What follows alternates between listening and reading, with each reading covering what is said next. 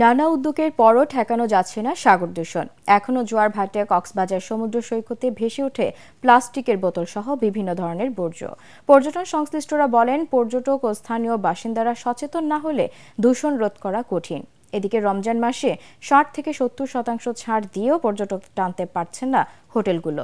বিশেষজ্ঞরা বলছেন, আন্তর্জাতিকভাবে ব্র্যান্ডিং করা গেলে ১২ মাসই বিদেশি পর্যটকে মুখরিত থাকবে সমুদ্র সৈকত। কক্সবাজার থেকে ফিরে রিপোর্ট করছেন মিজান শাহজাহান। দখল দূষণে বিপন্ন নদীমাতৃক বাংলাদেশের অধিকাংশ নদ নদী, খাল বিল, হাওর ও মুক্ত জলাশয়। দূষণ থেকে রক্ষা পাচ্ছে না বঙ্গোপসাগরও। সমুদ্র সৈকতে প্রায়ই দেখা যায় প্লাস্টিকের বোতলসহ বিভিন্ন ধরনের আবর্জনা। দূষণ সম্পর্কে মানুষকে সচেতন করতে সুগন্ধা পয়েন্টের বালুচরে নির্মাণ করা হয়েছে ৫০ ফুট উঁচু বিশাল প্লাস্টিক দানব ভাস্কর্য। এটি নির্মাণ করেছেন ঢাকা বিশ্ববিদ্যালয়ের চারুকলার একদল শিল্পী। সমুদ্র থেকে সংগ্রহ করা ১০ মেট্রিক টন প্লাস্টিক বজ্র দিয়ে তৈরি ভাস্কর্য যে মানুষকে পুরোপুরি সচেতন করতে পারেনি, তার উদাহরণ এখনো সৈকতে ভেসে আসা আবর্জনা।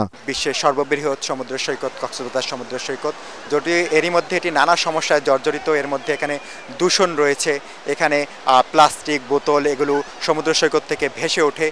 এমনকি এখানে কিছু অব্যবস্থাপনা, বিশেষ করে হকারদের দৌরাত্মের কথা বলা হয়েছে, বিভিন্ন হয়রানির কথা বলা হয়েছে।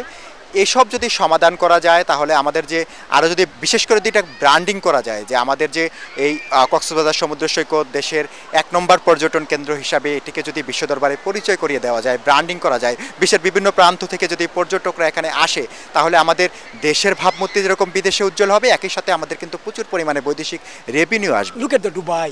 50 years ago, Dubai was nothing. There is a fisherman.